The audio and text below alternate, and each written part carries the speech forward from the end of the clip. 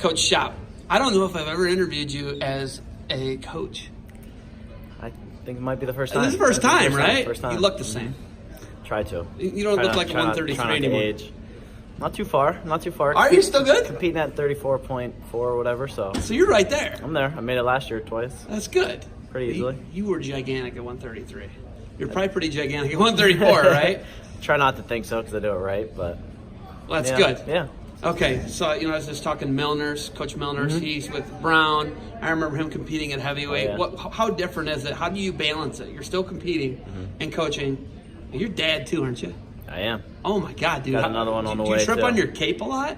The superhero, man. That's incredible. Trying to. How do you balance it all? I really don't think it's much different being a student athlete because you have a lot of hours devoted to the sport of wrestling, and to put as much time into training and competing like that where you're constantly working, but you have a lot of time off too. When you're a college student athlete, you're really devoted to your schooling and your wrestling. You know what I mean? So now I'm devoted to my athletes and my wrestling. You know what I mean? And then also obviously being a father to I guess one boy right now and one on the way, but and then a husband to my wife. It's just you just gotta, I guess, kind of keep things where kind of on a level playing surface, and then keep the big man upstairs. That number one. But I don't know. I really don't think there's too much different from being a college student athlete and being a coach, because like I said, you have a lot of time off when you're a student athlete.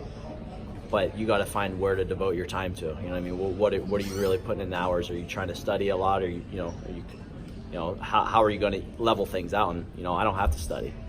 I mean, my studying time now, is to playing with my kid. Being a husband and trying to put in hours, make calls, recruiting calls, and all that stuff. So, I'm here now. So this is a weekend trip for me. You know what I mean? Just being around guys like this here at the Hammer Camp is, I don't know, just part of the job. And if I was a student athlete, this time would be devoted to studying. You know what I mean? So I don't think there's too much difference between being a student athlete and being a coach. So. Okay, when you guys come to Hammer Camp, this camp's incredible. There's no question this is one of the top recruiting events in the country. I mean, you agree with me, right? It's unreal, right? What's the conversation with you and all the coaches, Coach Ersland? What are you guys talking about? Who are you looking for? Weights? How does that conversation go down? And what are you looking for out there in the gym here at Delta? It's obviously each team each year they have their devoted guys that devoted weights that they need to find out. You know what I mean? And so we have a couple weights that we're looking at, trying to devote our time to, focusing on those weights and, to find the kids. I think something like this is good because it puts them in a different atmosphere than we're typically seeing them, where yes, it is a workout, but they're going live. You know what I mean? So when you're at a competition like Super 32, there's lights on you, everyone's looking at you, there's cameras, there's coaches yelling at you. Now it's a little laid back setting. But then again, you're also trying to impress some coaches. You know what I mean? This is a way for some student athletes to kind of wrestle some top guys and put their name out there. Or if you're, your name's already out there, just kind of keep stamping your name up there. Keep putting it out there. But I like it because it puts them in a different atmosphere, and puts them in our eyes where we typically don't see them like this. We don't go to camps and kind of focus on trying to just recruit guys. You know what I mean? So it's good to see as many good guys here. I wish I had 5 other different sets of eyes because there's so much good wrestling. You know what I mean? It's like the Super 32 tournament where there's this match going here where it's number 1 versus number 2, number 5 versus number 6 over here, and it's like I wish I had more eyes to. There's so much good wrestling here. Speaking of diamonds of the rough, your coach, your former coach at Edinburgh, Tim Flynn. Oh, yeah. I feel like he was the master of it. And then you guys always had a chip on your shoulder a little bit. I liked it, right? We got the dungeon wrestling room, and we're underfunded compared to everybody else. You're in a different setting now. You're in the Big Ten. Yep. You've gone almost like 180 as far as program, right? Oh yeah. I mean, Edinburgh is the consummate underdog. Yeah. What's it like? What's that transition been like from we've got a lot of resources to we were in a dungeon? It is definitely different for me, you know what I mean? To be around a program that has the resources that we have, we're in a Big Ten, so, to have the eyes on you that we do, it's good. But at the same time, I still see us as one of those underdog people where, the programs where people are like, they're not supposed to win. People, when we were at Edinburgh, people said they're not supposed to win. They're not going to win. They're not going to do this. They're not going to get a team trophy. You know what I mean? And that's how I see people, that's what they think about Purdue. You know what I mean? They're like, they're not going to do it. They're never going to get there.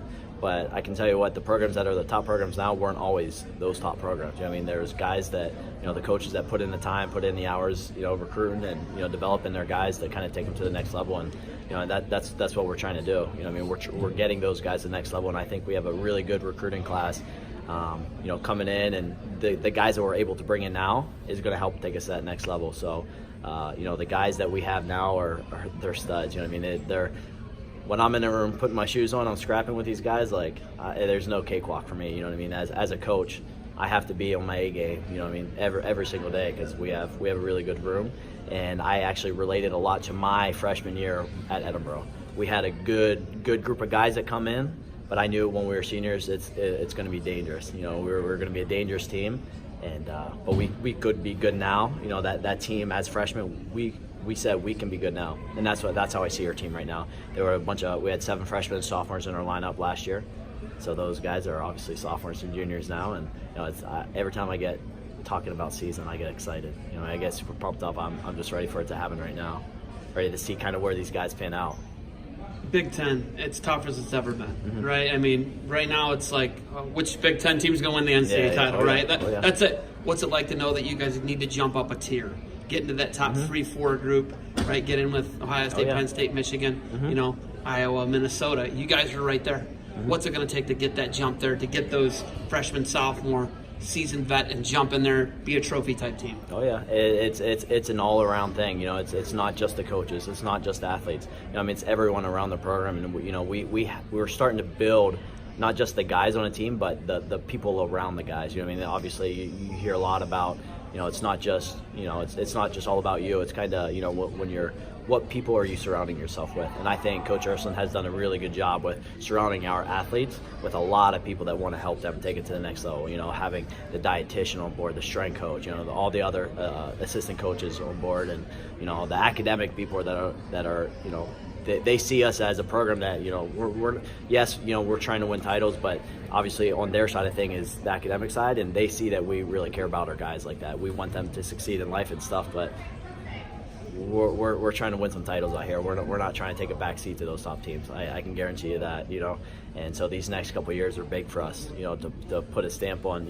I guess starting the legacy of what, we plan on taking to Purdue too.